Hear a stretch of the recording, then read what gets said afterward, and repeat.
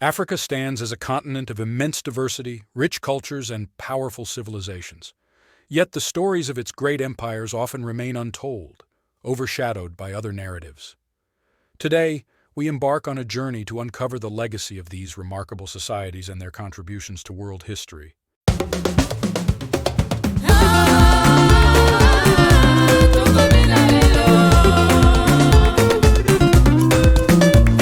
The untold stories of the great African empires. Our story begins with an exploration of the concept of African empires. Contrary to common misconceptions, Africa was home to sophisticated and thriving civilizations. Let's dive deeply into the intricate factors that contributed to the rise of African empires, shaping the course of history across the continent. Economic prosperity stood as a cornerstone for the emergence of African empires.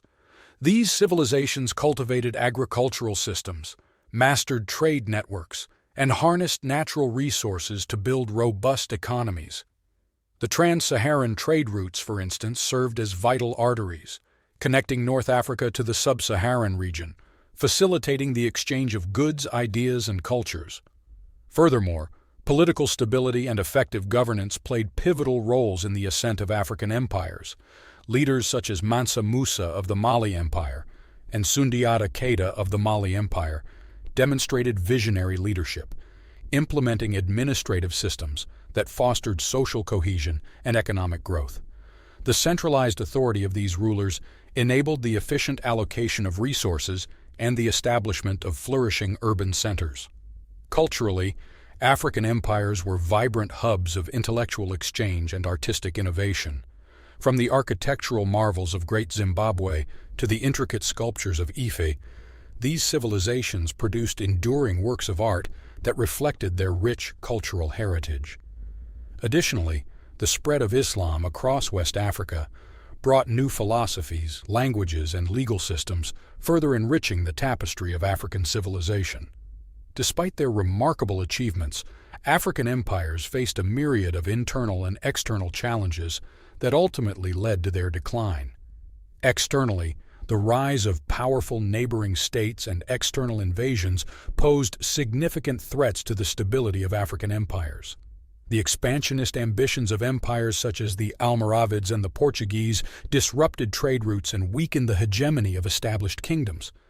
Internally, factors such as succession disputes, religious conflicts, and environmental degradation contributed to the erosion of empire stability.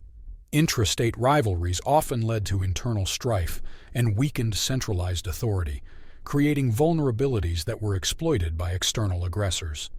Yet, amidst these challenges, the role of trade routes remained paramount in sustaining the prosperity of African empires. The trans-Saharan trade in particular facilitated the exchange of goods such as gold, salt, and ivory, driving economic growth and cultural exchange across the region. The rise and fall of African empires is a testament to the complexities of history.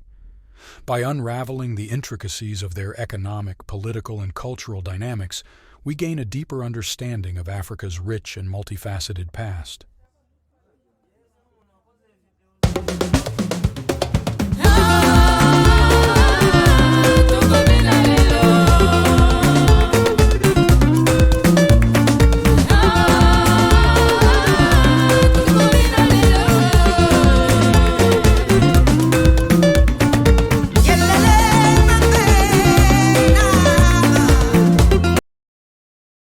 But what lies beneath the surface of these grand narratives? What untold stories are waiting to be unearthed from the sands of time?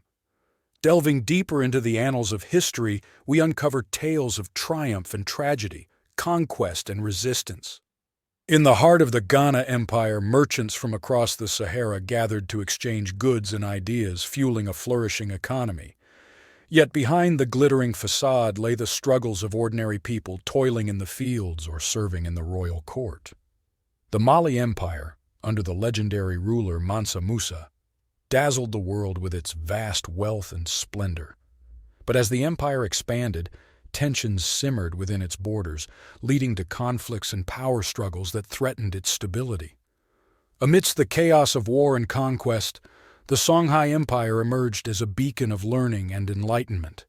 Its scholars and scribes preserved ancient wisdom and advanced the frontiers of knowledge, laying the foundation for future generations. Yet even in the height of their glory, these empires faced the scourge of slavery, a dark chapter in African history that often goes untold.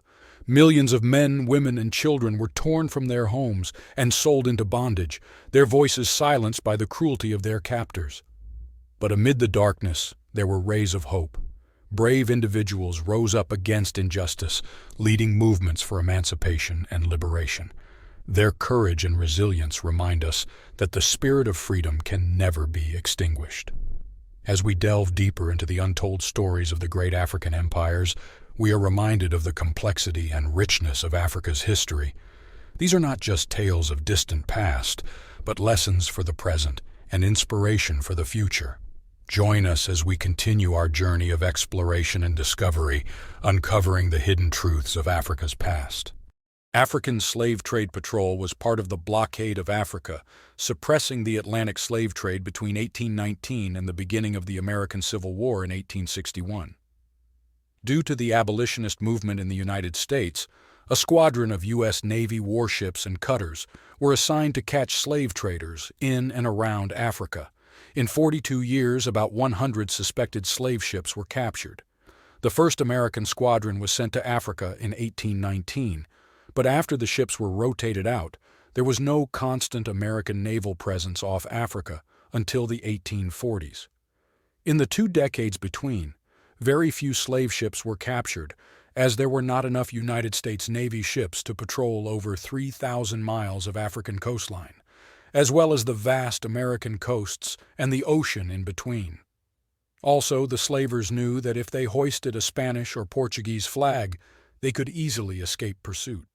Congress made it difficult for the Navy to keep a small force in Africa until 1842, when the Webster-Ashburton Treaty with the United Kingdom was signed. Commodore Matthew C. Perry was sent to command the Africa Squadron again, after serving as the commander in 1821 aboard USS Shark. His arrival marked the beginning of America's growing effectiveness in the suppression, though the overall victories were insignificant compared to the Royal Navy's West Africa Squadron in the same period. The British captured hundreds of slave ships and fought several naval battles. Their success was largely due to the superior size of their navy and supply bases located in Africa itself. The combined efforts of both the British and the United States successfully freed thousands of slaves, but the trade continued on, and the operation was expanded to the West Indies, Brazil, and the Indian Ocean. The Brazil Squadron, the West Indies Squadron, the East India Squadron, and the later Home Squadron were all responsible for capturing at least a few slavers each. On the 1st of January 1808, a law making the slave trade from Africa illegal went into effect. Revenue cutters were charged with enforcing this law. On the 29th of June 1820, the Dallas captured the 10-gun brig General Ramirez carrying 280 African slaves off of St. Augustine, Florida. On the 25th of March, the Alabama captured 3 slave ships. By 1865, revenue cutters had captured numerous slavers and freed nearly 500 slaves. On the 13th of June 1844, the brig USS Truxtun was placed back in commission, with Commander Henry Bruce in charge. 2 weeks later, she sailed down the Delaware River and passed between the capes and into the Atlantic. After visiting Funchal, Madeira, the ship joined the African station off Tenerife in the Canary Islands. For the next 16 months, Truxtun patrolled off West Africa, visiting Monrovia, Liberia, and Sierra Leone, where slaves were freed. Truxtun also sailed to Mayo Islands of Santiago and São Vicente. The Americans captured only 1 slaver on their cruise in 1845, the New Orleans schooner named Spitfire. The vessel was caught on the Rio Pongo in Guinea and was taken without incident. Though she was only about 100 tons, she carried 346 slaves. The Americans also discovered that she had landed 339 slaves near Matanzas, in Cuba, the year before. Commander Bruce reported that between her decks where the slaves were packed, there was not room enough for a man to sit unless inclining his head forward. Their food was half a pint of rice per day with 1 pint of water. No one can imagine the sufferings of slaves on their passage across unless the conveyances in which they are taken are examined. A good hardy Negro costs but $20 or thereabouts and brings from $300 to $400 in Cuba. The capture of Spitfire gave the American Navy the incentive to increase the strength of the Africa Squadron. The ship was also fitted out and used in anti-slavery operations. On October 30th, 1845, Truxtun weighed anchor at Monrovia, and she headed west towards Gosport Navy Yard, which she reached on November 23rd. She was then decommissioned.